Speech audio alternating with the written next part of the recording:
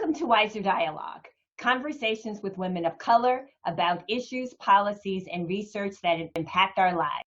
Today, my guest is Kirsten Mullen, a folklorist and founder of Artefactual, an arts consulting practice. Welcome, Kirsten. Thank you. Thank you very much.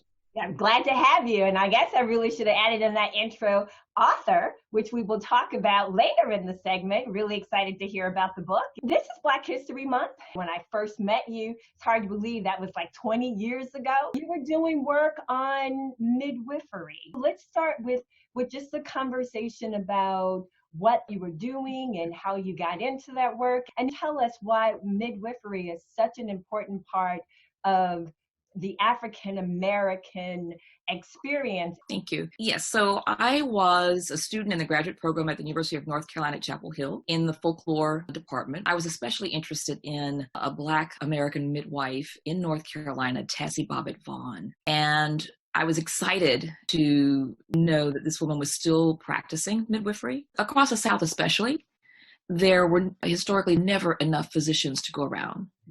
And all physicians were not skilled in obstetrics and gynecology.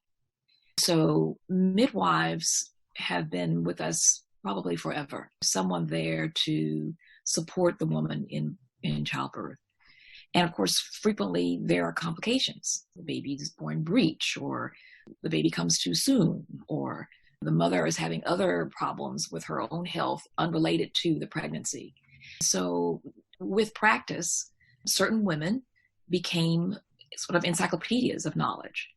And within the Black community in particular, midwifery was an area that many Black women chose to specialize in. If you're thinking about the slave plantation South, huge numbers of babies are being born, and these were commodities. So it was really important that these babies make it into the world safely and that they survive the infancy period. So midwives were treasured, and they got lots of practice, usually, if you were on a plantation. Because their training, the things that they learned were not always written down by them. They're passing on this information by word of mouth. The most common transmission path would have been mother to daughter. In some families, you might have 4 or 5 generations of midwives. So you have this concentration of knowledge, this concentration of experiences that were extremely important. Midwives would be sought from beyond their counties. I appreciate you sharing that. So much of our history and our knowledge is shared through oral traditions. Can you talk to us about how you go from looking at midwifery to finding artefactual? For many years, I have created opportunities for artists across several specters. I worked as an intern and also as a consultant to the Ackland Art Museum, Chapel Hill. One of the shows in particular that focused on African Americans was Family Legacies, which looked at the Sarr family, Betty, Allison, and Leslie Sarr. It's rare when a family of Black artists is featured in a museum, but there are many of them. It's not as rare as their presentation in these institutions would suggest. It's interesting that we're talking during Black History Month, but the truth of the matter is, for many institutions, this is the only time that the Black presence is presented. So you're trying really hard to make sure that at least during that period, there's a focus on African Americans, but that leaves you 11 months of the year that are uncovered. So part of my work has been to profile artists in commercial publications. I wrote a piece about the Carolina Chocolate Drops, an old-time string band. I know who they are. Yes, that won a Grammy Award for presenting traditional music in Americana magazine. But I've often tried to find ways to kind of shine a light on Black artists, especially folks who are working in sort of traditional culture, but not solely those people. I was trying to think of the name of this Black woman who was a pioneer in historic preservation. Denise is her first name. There were people who were certainly renovating old structures, but she was someone who wanted to go the route of having the building listed as a National Historic Site. in Brooklyn, in Fort Greene, working with the local preservationists to make sure that the work that she was doing met their criteria so the building could retain its historic status. So often, Black folks were doing work side by side in these sectors, but not being recognized. And so trying to shine a light, trying to let more people know about who they were and the work that they were doing was always part of what I wanted to do. Rose Piper, who is a Black painter who I learned about at the Ackland Art Museum, is a woman who was very much a part of the tail end of the Renaissance. She knew Romeo Bearden. She knew Charles White. She knew Jacob Lawrence.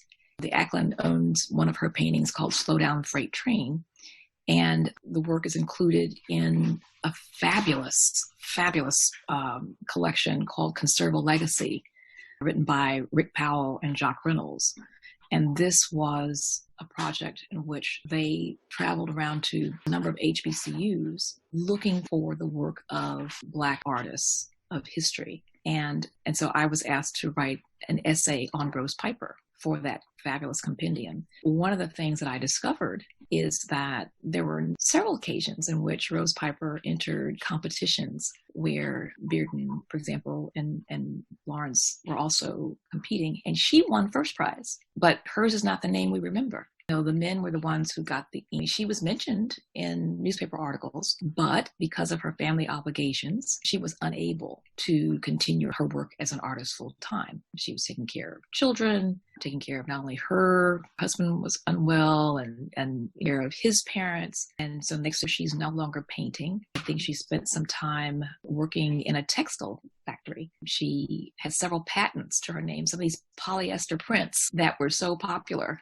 were designed by Rose Piper. She had a greeting card business. These are things that she was doing to pay the rent, but she was not able to maintain her studio. Years later, after her two children were adults, she's able to get back to her work, and she actually has a second wind. I think her story is pretty typical. The women have the talent, but there's no support for them. There was no one to write about Rose Piper in her time to help her, shoot to the kind of, meteoric stardom that her contemporaries did. But I want to be someone who is reflecting that light on these artists, saying, yes, this is something that's worth not just noticing, but championing. That's why I created Artefactual, is to champion these artists, to give them the attention that they deserve. As you were talking about Rose Piper, I was thinking you describe the challenges, barriers, but for many instances, it's just the life of Black women, how the role of care is that doesn't allow us sometimes ever, I don't want to say reach our full potential, but I think maybe to be that artist in the prime. But then again, you never know if those life experiences of being a caregiver actually shaped her art that comes later. So with your work around Artefactual, what are some of the challenges do you have? Do you find that spaces are welcome? Are the artists always excited? My experience, yes, there's been just a delight in knowing that there's someone else who shares your enthusiasm and who has the ability to amplify the work. Now, they may not always be able to take the time to do the kind of work that's necessary. For example, if you're trying to get this individual in the company of a group that may be in another town, but they have a 9-to-5 job. So how do you make that happen? Or making sure that they are aware of fellowship opportunities or opportunities to connect with other artists. Often, I think the model that exists for artists seems to be that everyone has a trust account or some kind of backing. Yes. I can remember when I was working, especially with Carolina Circuit Writers, which was a literary consortium that I created to bring expressive writers of color to North Carolina for short-term residencies. We received tremendous support from the North Carolina Arts Council and the North Carolina Humanities Council. But I do remember being asked by the Humanities Council to come to their board meeting, and I believe it was Asheville, for what for me was going to be a 4-day engagement without financial support. And I thought, this is difficult. And I certainly can't ask the artist who was working with us at that moment. That was Sofia Quintero, who lived in New York City. I couldn't ask her to come gratis. I think we ended up with the Humanities Council agreeing to extend lodging for me.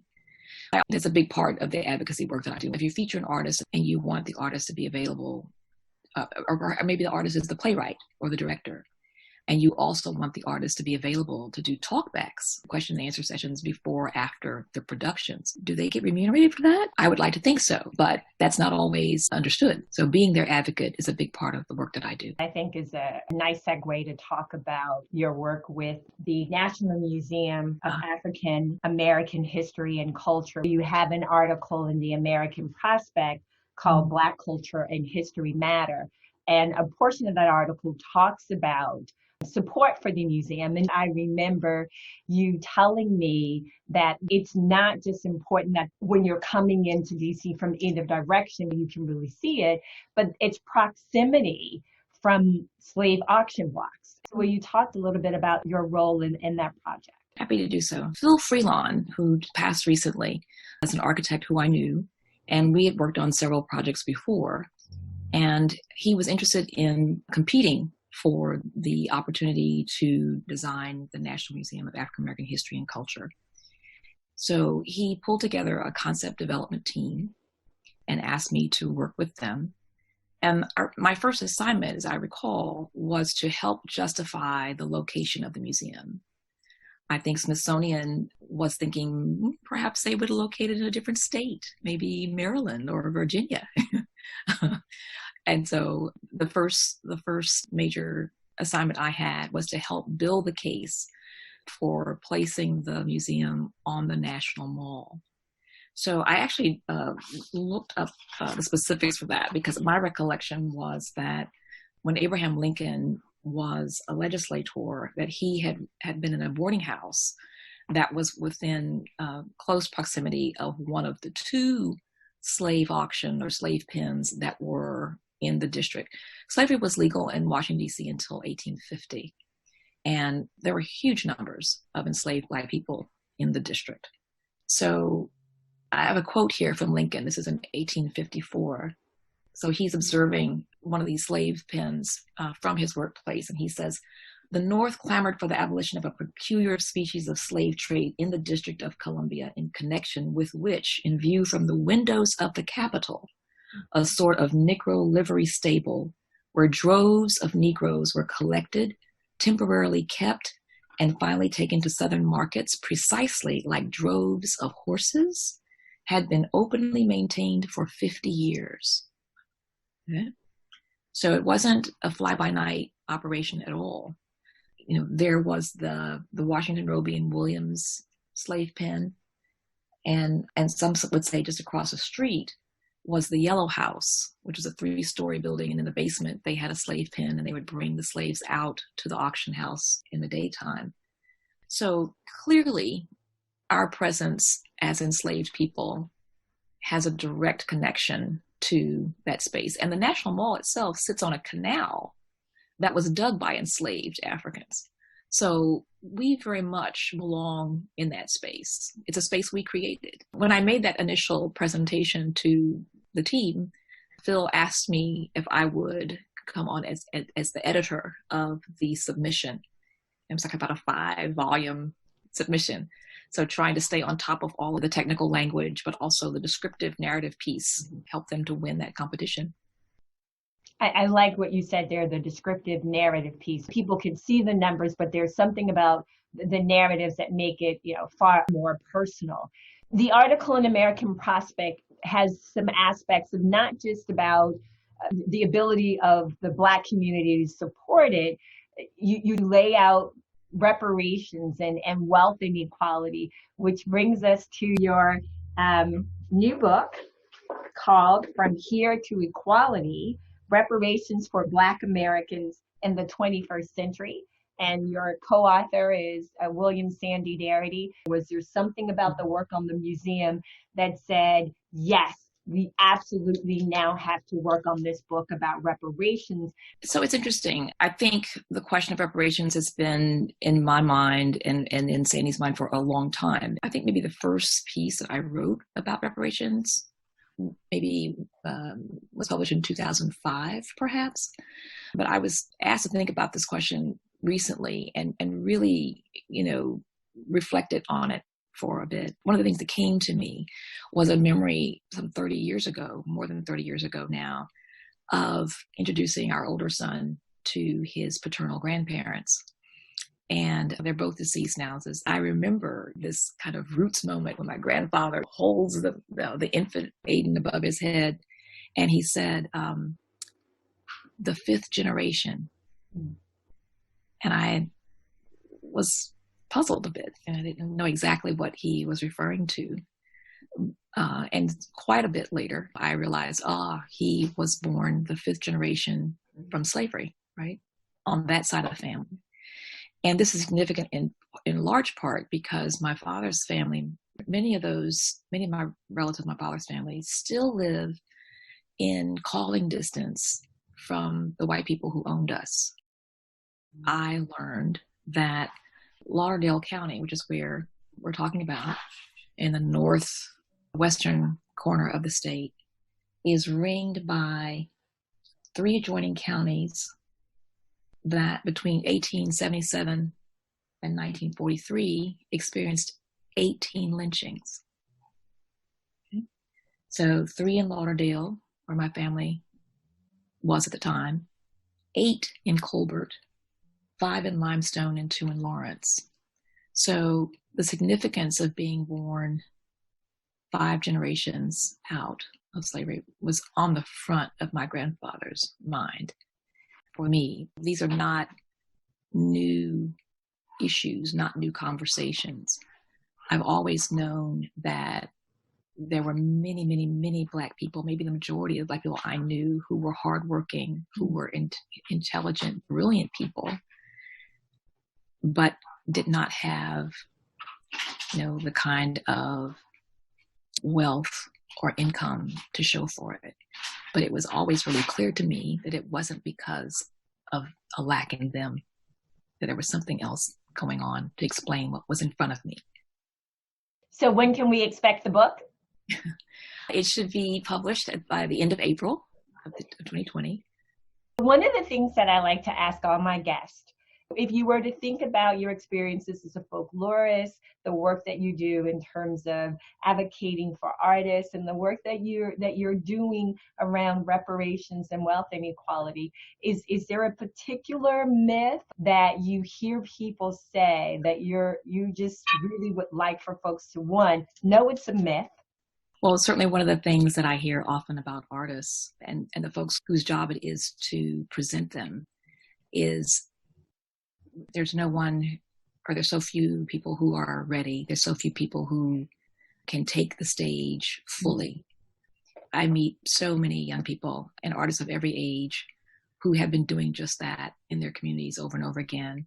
There's a fabulous playwright, Howard Kraft, who I work with in Durham, who has been creating one brilliant play after another. And he is someone who needs to be on a national and an international stage. Another, I would say, is this whole trope of Black dysfunctionability, that we are, our own worst enemy, that the explanation for why we have not climbed higher, achieved more, is that there's something innate, something in us that's holding us back. And I just think that's, if we could dispense with that myth, we could make a lot of progress. Okay. So, Kirsten, I want to thank you for being my guest. Again, my guest is Kirsten Mullen. She's a folklorist and the founder of Artefactual. You have been watching Weiser Dialogue, The Missing Viewpoint.